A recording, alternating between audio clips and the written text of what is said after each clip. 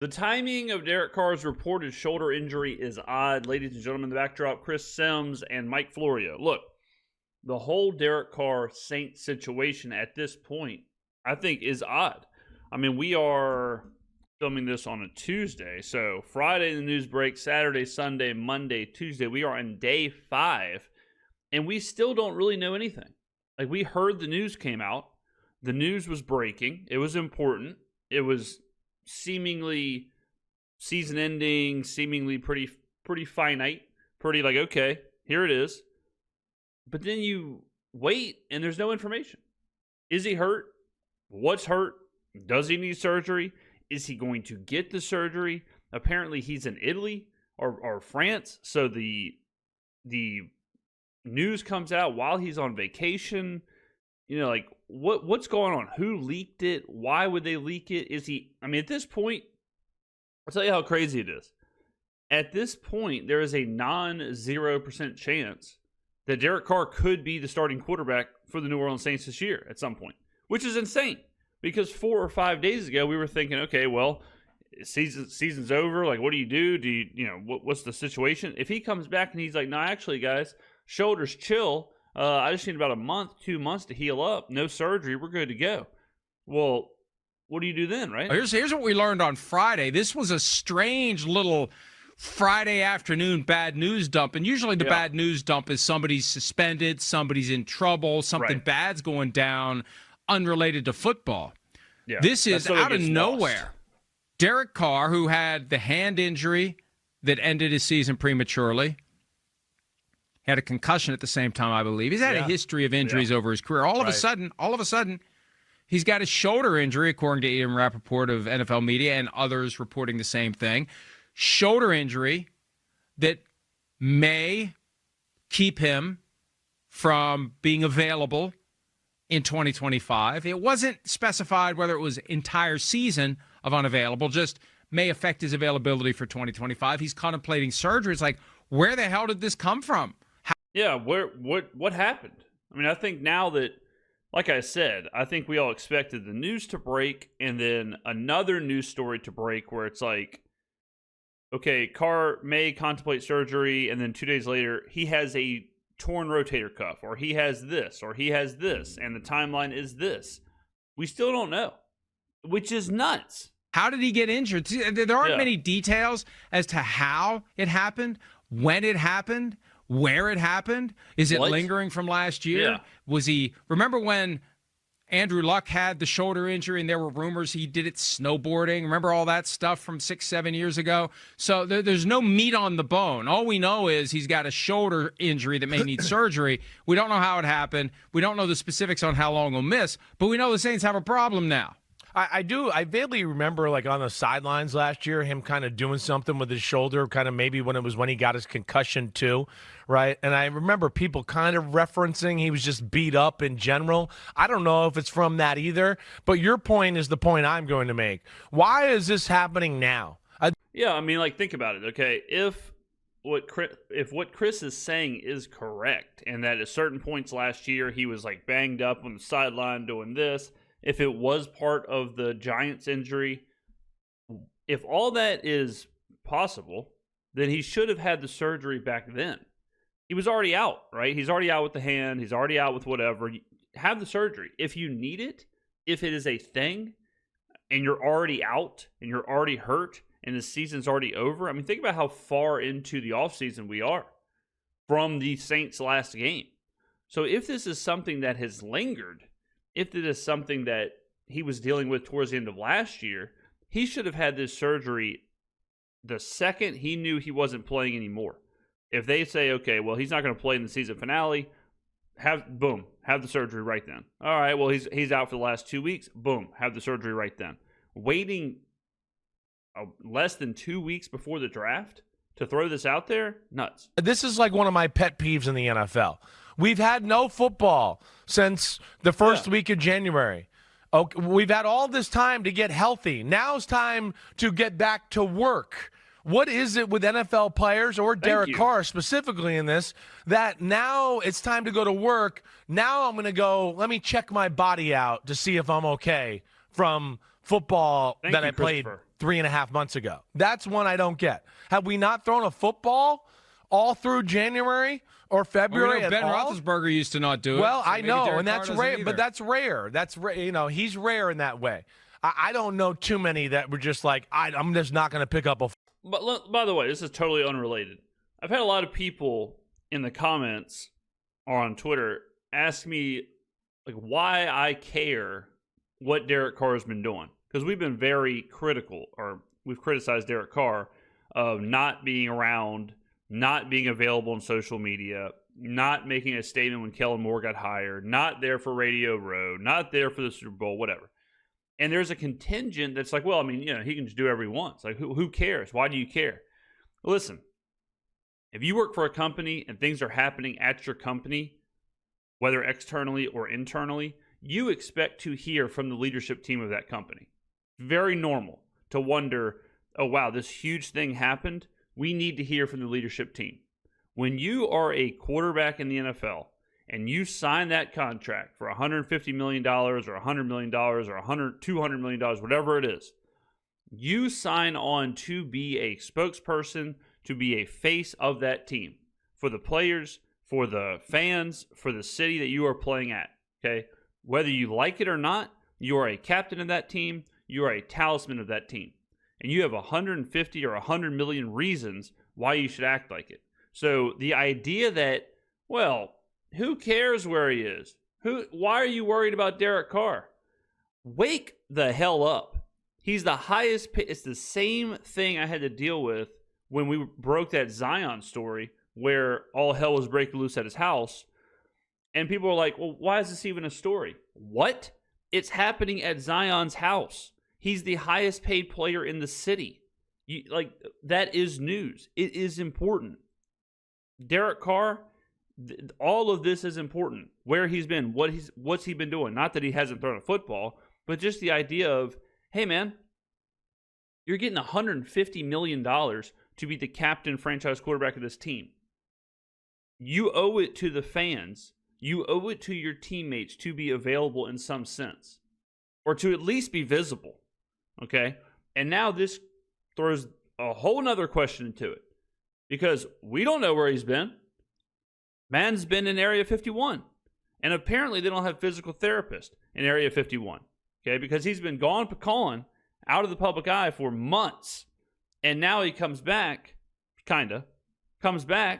and boom, now he potentially could have shoulder surgery. Football for 4 months and then just show back up at football. Ben, he's kind of a freak in nature. He was gifted enough to do that, but that's few and far between. So that's where my mind is right off the bat, Mike. Such a big year with the organization. If you went into the offseason with, it's not right, but okay, let me just see if it heals a little bit. You would think after maybe 3-4 weeks, you'd go, let me go over to the field and just throw a few balls. Not a big workout, but let me just feel it out. Let me test it a little bit. And I don't know what happened from now to then, but either way, what a pain in the ass for the Saints organization. Hell yeah. And where they're at right now, especially with the quarterback conundrum they have. You keep using that word. I know, it's too much. I don't know why I threw it out there. No, it's awesome. It's awesome. I like it. It's like jabroni. There's this word you keep using, and it's awesome. That's from a certain show that if you know, you know. Here's what I thought. How long has Derek Carr really known that he's had this shoulder problem? And was this some sort of a strategic leak, just as the momentum was building and building and building, that the Saints are going to take Shedeur Sanders at number 9? So initially, the idea was that this was a leak from Carr's camp to kind of shield the blow if the Saints did take Shedeur. Because now the idea is well, Carr's hurt, so of course they have to take Shedeur, right? So it kind of eases the idea that they were just taking Shedeur no matter what, right? So that was the initial thought. Because do not get this twisted. This news was leaked. So who leaks it? And you leak it on a Friday, which is interesting. You leak it with virtually no information behind it. So, if we're whittling it down, did the Saints leak it? And if they did, why? And did Carr's camp leak it? And if they did, why? 9. Guess what, Saints? He may not be there at number 9 now because you're desperate. And what happens when someone's desperate? You get leapfrogged before you get a chance to take the guy that would address your current state of desperation.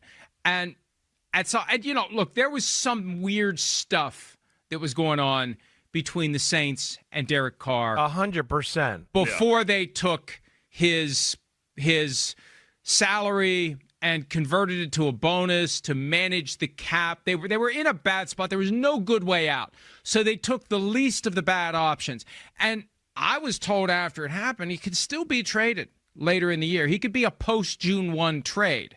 So I feel like the timing was coincidental at best of this leak. And it makes me think that, you pull the pin on the grenade and you roll it and you just run away.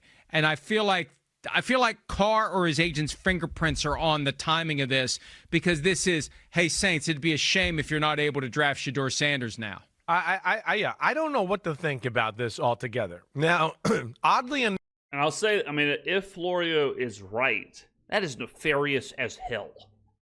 That is nefarious AF. I'll tell you that. Damn. It's just unnecessary if that's the situation.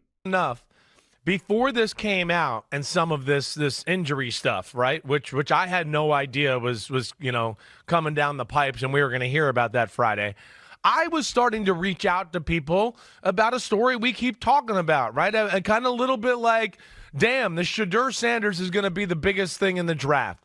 I'm going to text, call a few friends, and just get a feel for, hey, where do you think he can end up? What have you heard? Blah, blah, blah, right? So this is before even any of this happens. And the prevailing thought I got from a few people in the NFL is that the Saints at 9 were going to be the team that takes Shedeur Sanders. And again, this is before Derek Carr's shoulder status stuff came out. So I was surprised to hear that. And then got information from 2 different other people along in this process, right, when kind of asking about the Saints, and led me to believe a little bit of what you were saying, that the Saints are not in love with Derek Carr. Not at all. And they were in a very tough spot. Well, here's what's so weird about that. It's over. They've this isn't like a Kirk Cousins situation where they let him play 9 games. They gave him a couple of years, a couple of coaches, a couple of OCs.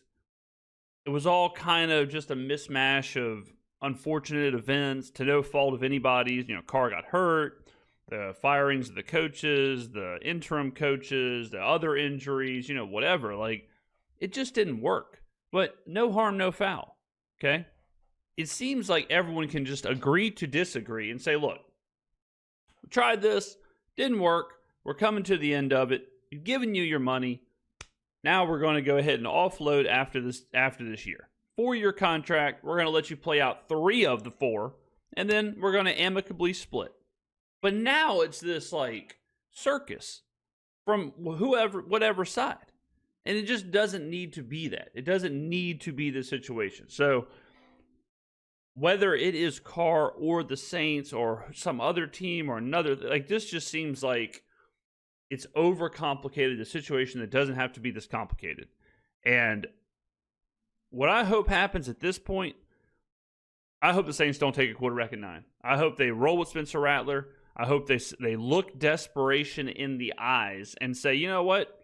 We're not going to make a decision out of desperation. We can take another player. We can roll with Spencer Rattler, and then we'll take some time and figure it out as we go. But I'm hearing way too much, man, about Shedeur Sanders might not have a first-round grade. I'm hearing way too much about, Jackson Dart this and blank quarterback that. And it's like, man, none of that just fits to take at 9. We just heard Shedeur is doing a private workout for the Giants. Now, that doesn't mean the Giants are interested. It could mean the Giants are still deciding between Dart and Sanders. It could be that the Giants are thinking about trading back into the first round. So, but there's just a lot of questions.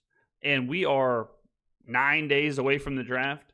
And with that many questions at a position this important, at a critical time for the franchise where they have to nail this pick, At best, it seems like you would be drafting Sanders to compete with Rattler. You would be drafting Dart to compete with Rattler. And if you're doing that, just play Rattler. Just take best available. Take whoever. Take your linebacker. Take your safety. Take your cornerback. Take your wide receiver. Take your tight end. Whoever you're going to take them. Be done with that. And let's just roll with Rattler and continue into the draft, and then we'll figure things out. Get Teddy Bridgewater. Get Carson Wentz. I don't care. But the idea that the Saints could make a desperation move to get a quarterback, whether it's Dart or Sanders, that some people, most people maybe, don't even think is a first-round talent, it's put the Saints in a horrific spot. And, sometimes in life you get put in these positions where you have to make like a ton of decisions in a short amount of time. And I'll tell you this just from experience, the worst decisions are the decisions you make out of desperation. 100%. 1,000,000%. Those are the worst decisions. So I hope the Saints are, staring that down and figuring that out. And they're not making this out of desperation, but man. Where if they released him, it was going to cause them to really have to juggle the checkbook even more and probably cut some other people that they didn't really want to cut. Right. Yeah. So the easiest path of resistance, like you talked about, was re-sign him. The restructure but again, was always that's not happen. like very endearing, right, to hear that. And I think that's the kind of the common prevailing thought out in the NFL, because then out of that, I even texted more people throughout the weekend once I heard about the shoulder thing. And then I started to hear that even more.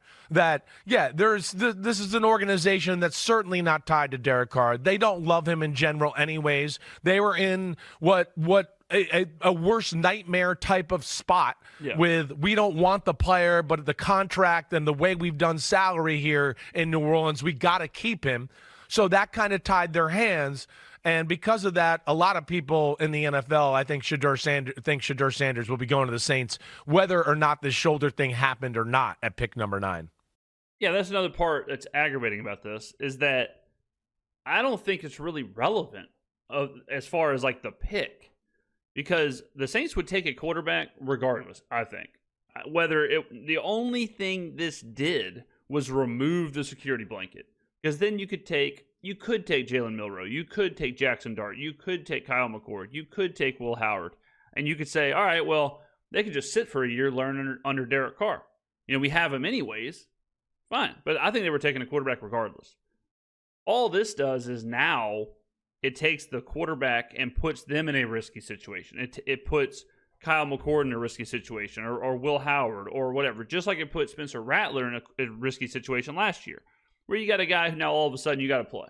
All of a sudden now you got to play in the NFL, and you might not be ready. It could mess up your development. So that changes the pick a little bit.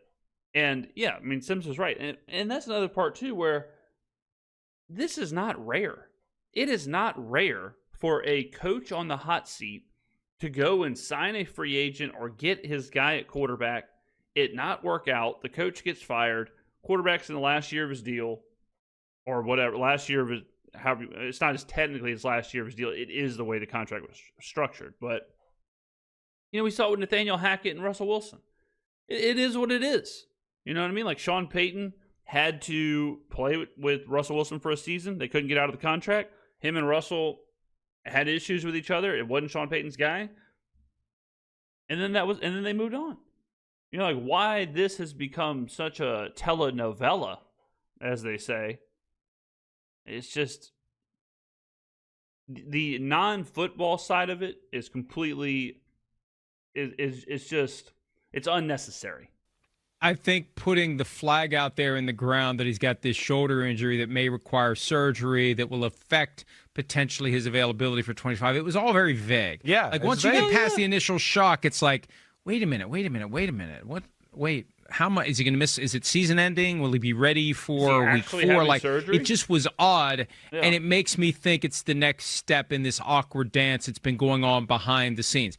For all to see, oh yes, they exercise their prerogative to convert Derek Carr's $40 million salary into a bonus, $1.255 million salary, $38.745 million already paid to him because that was their only good way out of a horrible situation. Right. Yeah. But as we wrote after it happened, multiple sources were multiple teams per sources were monitoring whether the Saints would release Carr. They could have done it, and this is something that was never really fleshed out, because I think it might have forced their hand here, pun intended. He had that hand injury. He had to be able to pass a physical by the day that $30 million in salary for this year was due to become fully guaranteed. If it was like March 17th or March 12th. If a guy's got injury guarantee that is due to vest and it's fully guaranteed, you can't cut him. If Daniel Jones had the same thing. And Daniel Jones, a lot of people towards the end of the year or towards the end of his time with the Giants were like, all of a sudden now the Giants have to factor this in. They can't just play him because if he gets hurt, then all of a sudden like this crazy contract gets baked in. And so a lot of players have this. If he's injured, he's got to be able to pass a physical if you try to cut him. And it might have been a big, ugly fight if they had gone that way. If they had said, you pass a physical, oh, yeah, your hand still hurts. No, you pass a physical, we're cutting you. And then he files a grievance and you have a big mess and all that money's tied up under the cap and it's no good for anyone. If he just, I believe, challenges that designation, that might just freeze everything. I need to look into that and see, because it might have been the Saints were blocked from pursuing the let's just cut him route.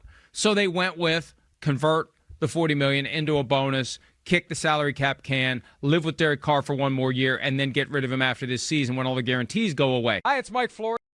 I mean, that's another. Jesus, what the hell's going on? That's another crazy part of this is that if we think the Saints knew, then on one hand it explains why they did how they did it, because like Florio said, they couldn't cut him or trade him because he's not passing that physical. And if they get tied up into the physical thing, then can they get the cap relief by March 12th? Probably not. So then all of a sudden they got to cut a bunch of other players that they don't want to cut. But then we also heard that Carr was looking for new destinations, which wouldn't make sense if he knew he was hurt. Like, none of it makes sense. And again, how hurt is he? Like, to have shoulder surgery that you're out for the entire season, that is a significant injury.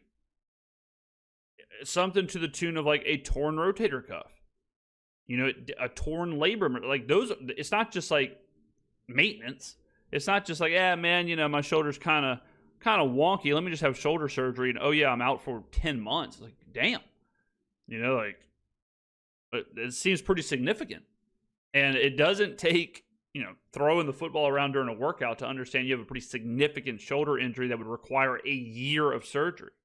Right? So this thing just stinks to high heaven. And we've said it for months now that there was a lot of smoke. There was a lot of smoke when it comes to there being a toxic kind of situation or a weird relationship. And, sometimes you do have to look at the human side of things where it's like, I don't know, man, it walks like a duck, talks like a duck. Maybe it is a duck where he's not around.